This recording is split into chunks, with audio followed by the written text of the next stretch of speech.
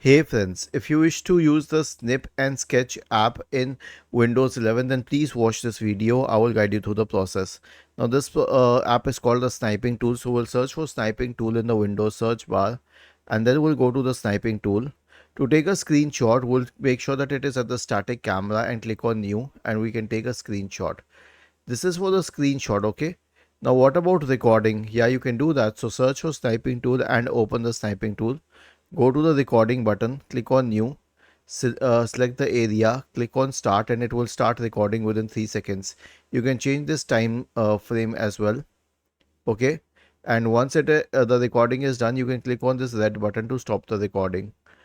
And where is this recording stored? It's stored in the videos folder in File Explorer. Was this helpful? If yes, then please subscribe to the channel. If not, then let us know in the comment section of the video on how we could help you further.